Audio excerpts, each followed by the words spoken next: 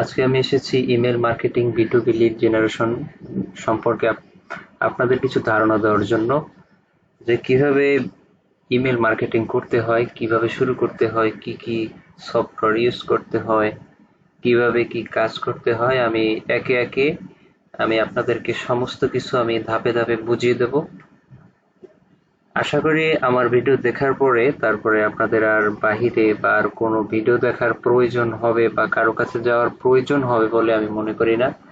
আপনারা যদি স্কিপ না করে সম্পূর্ণ ভিডিওটা যদি সুন্দরভাবে দেখতে পারেন, যদি আস্তে আস্তে বুঝতে পারেন, তাহলে আপনার আর কারো কাছে যেতে হবে না ইমেল মার্কেটিং বোঝার জন্য। আমি এক এক করে আপনাদের সামনে অনেক টুলস, অনেক সফটওয়্যার কিভাবে কি করতে হয় আমি আস্তে আস্তে এক একটা ভিডিওর মাধ্যমে আমি তুলে ধরবো। যাই হোক, আজকের বিষয় আমি প্রথম ধাপ, প্রথম ক্লাস, তাই শুরু থেকেই শুরু করব, শুরু থেকেই আপনাদেরকে বোঝানোর চেষ্টা করব। যাই হোক, এই ইমেল মার্কেটিং করার জন্য আমাদের প্রথমে যেতে হবে যে কোনো একটা ব্রাউজারে। সেটা হতে পারে ক্রোম, সেটা হতে পারে ফায়ারফক্স, সেটা হতে পারে অপেরা। তবে এইসব কাজের জন্য ক্রোম ব্রাউজার হচ্ছে সবচেয়ে থেকে বেস্ট একটা সফটওয়্যার। আমি এই ক্রোম নিয়েই কাজ করব। এই ইমেল মার্কেটিং মানে হচ্ছে মানুষের অন্যের ইমেল, অন্য কোনো ক্লায়েন্টের ইমেল বা অন্য কোনো ব্যক্তি, মানে যাকে আমি চিনি না, জানতাম না, আমি শুধু তাকে জানি যে সে এই দেশে বাস করে, তার নাম এটা, সে এই কোম্পানিতে জব করে, এইটুকু আমি জানি, কিন্তু আমি তার আর কোনো ইনফরমেশন আমি তার জানি না।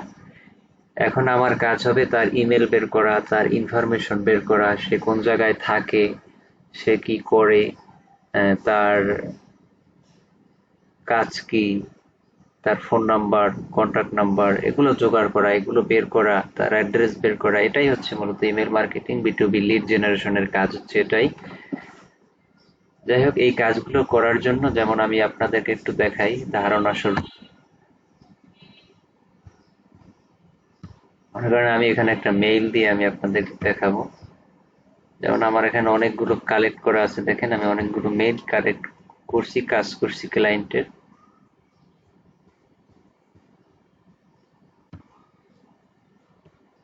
এটা হচ্ছে নাম, হয়তো ক্লায়েন্ট হয়তো শুধু আপনাকে হয়তো লিঙ্কডইন প্রোফাইল ইউআরএলটা দিতে পারে, বা এই নাম দিতে পারে আর কোম্পানি নাম দিতে পারে। এর মাধ্যমে আপনাকে বের করতে হবে। যেমন ধরেন আমি নাম দুইটা কপি করে নিয়ে আমি এখানে, এই যে এখানে আমি পেস্ট করে দিলাম। পেস্ট করে দেওয়ার পরে আমার এখানে কাজ হচ্ছে এখানে আর একটা স্পেস দিতে হবে। স্পেস দেওয়ার পরে আমার এখানে @, আর এখানে কিন্তু গ্যাপটা অনেক বড়, এটাকে ছোট করে এক স্পেস। হ্যাঁ, এবার হবে সে কোন কোম্পানিতে জব করে সেটা আমাকে খুঁজে বের করতে হবে। এই কোম্পানিটি জায়গায় দেওয়া আছে, এখান থেকে আমি কোম্পানিটাকে নিয়ে আমি নেটে সার্চ করব।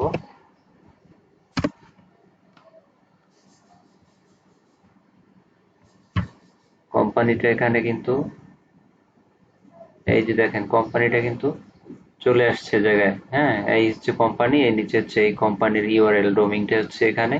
আমরা এটাকে কপি করব, রাইট ক্লিক করে আমরা copy address, link address copy করার পরে আমরা এখানে পেস্ট করে এখান থেকে শুধু ডোমিং, ডোমিং হচ্ছে আপনার www ডটের পর থেকে .com এই পর্যন্ত হচ্ছে আমাদের ডোমিং, কোম্পানির ডোমিং। এই ডোমিংটাকে আমরা এখান থেকে কপি করব। ডোমিংটা কপি করে আমরা এর আগে আরেকটু কাজ হচ্ছে, এর আগে আরেকটু কাজ হচ্ছে এই ইমেল দেওয়ার পরে যদি আমি ডোমিংটা এখানে পেস্ট করে সার্চ করি, তাহলে যদি এই ডোমিং এর আন্ডারে যদি আর কোনো শর্ট ডোমিং থাকে বা আরো যদি কোনো এই কোম্পানির ডোমিং থাকে, সেগুলো এখানে কিন্তু চলে আসবে। হ্যাঁ, আমি এখানে এটা সার্চ করার পরে দেখতেছি না, এখানেও কিন্তু অন্য কোনো ডোমিং নাই, এই কোম্পানি শুধু একটাই ডোমিং। এবং এখান থেকে আরো একটা জিনিস ধারণা হয়, সেটা হচ্ছে যে এই কোম্পানির যারা এমপ্লয়ি আছে, তারা কিভাবে তাদের মেইলগুলো তৈরি করে, তারা কি তাদের ফুল নেম দিয়ে তৈরি করে, না ফুল নেমের মাঝখানে ডট দেয়, বা ফার্স্ট নেম এবং লাস্ট নেমের দুই নেমের প্রথম অক্ষর দিয়ে বানায়, এটা একটা ধারণা, মানে এক্সাম্পল দেওয়া থাকে। যাই হোক, এখানে কোনো কিন্তু আর কোনো ডোমিং নাই, এখানে একটা ডোমিং আছে। তাই এখন আমরা এই ডোমিংটাকে আমরা এখানে পেস্ট করে দেবো। এখানে পেস্ট করে দেওয়ার পরে দেখুন এখানে কিন্তু একটা রিলোড নেওয়ার পরে রিলোডটা নিয়ে কিন্তু আমাকে একটা নিচে মেইল সাজেস্ট করছে। হ্যাঁ, আমাকে একটা মেইল সাজেস্ট করছে, একটা সফটওয়্যার, এটা কিন্তু একটা সফটওয়্যার করছে, এটা কিন্তু আমার জিমেইল করে নাই, জিমেইল করছে, সফটওয়্যারের সাহায্য নিয়ে সে করছে। এখন যদি আমি এই মেইলটাকে, এটাকে আমি কপি করে আমি এই মেইলটা আমি এখানে নিয়ে নিতে পারবো লিস্টে। হ্যাঁ, এই যে দেখুন এই মেইলটা আমার এখানে কিন্তু নেওয়া আছে। এখন এই যে সাজেস্ট করলো, এই যে রিলোডটা নিল, এটা কে নিল, কিভাবে নিল, কেন নিল, এইটা নেওয়ার মূল কারণ হচ্ছে আমার এখানে একটা সফটওয়্যার অ্যাড করা আছে, সেটা হচ্ছে এই যে নেম টু ইমেল নামে একটা সফটওয়্যার আছে। এই সফটওয়্যারটার কারণে আমার কিন্তু কাজটা অনেক সহজ হয়ে গেল। আমি শুধু কোম্পানির ডোমিং এবং ব্যক্তির first name space last name space @ দিয়ে ডোমিংটা অ্যাড করে দিছি, তারপরে কিন্তু অটোমেটিকলি সে আমার আমার একটা মেইল সাজেস্ট করছে যে এই মেইলটা হতে পারে। হ্যাঁ, কিন্তু মেইলটা কিন্তু সে সাজেস্ট করে আমাকে দিয়ে দিল। এখন এইটা আমি কোথায় পাবো? এটা এই যে নেম টু ইমেল এই সফটওয়্যারটা নেওয়ার জন্য আমাকে যেতে হবে এখান থেকে একটা সার্চ বারে যেতে হবে। সার্চ বারে গিয়ে লিখবেন নেম টু ইমেল। হ্যাঁ, name to email, name to email লিখে সার্চ করার পরে এই যে ফার্স্ট যে অপশনটা দেখতে পাচ্ছেন, name to email, find email by name for free, এটাই ক্লিক করবেন।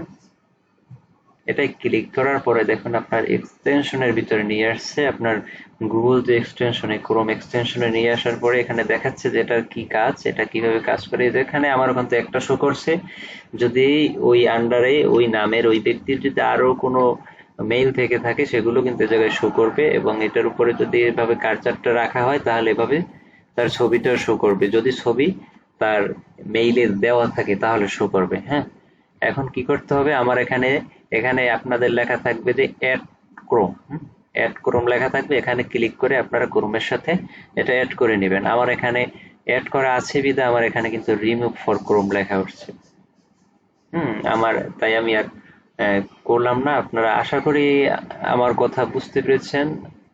যদি কোথাও যদি সমস্যা মনে করেন যে বুঝতে কোনো সমস্যা, তাহলে আপনারা আমাকে কমেন্ট করতে পারেন, আমি আপনাদের প্রতিটা কমেন্টের রিপ্লাই করব। এভাবে আমি একে একে আপনাদেরকে আরো অনেক টুলস, আরো অনেক ধারণা দেব, যেগুলোর মাধ্যমে আপনারা একজন প্রফেশনাল B2B লিড জেনারেটর হয়ে আপনারা উঠতে পারবেন। আপনারা এটার মাধ্যমে হয়তো সফলতার দ্বার প্রান্তে চলে যেতে পারবেন আশা করি। ইনশাআল্লাহ আপনারা আমার জন্য দোয়া করবেন, আমি যেন আপনাদের জন্য সঠিক এবং নির্ভুলভাবে বিভিন্ন ভিডিওর মাধ্যমে আপনাদেরকে উপকৃত করতে পারি। যাই হোক, আজকের ভিডিও এই পর্যন্তই। সকলে ভালো থাকবেন, সুস্থ থাকবেন। আল্লাহ হাফেজ।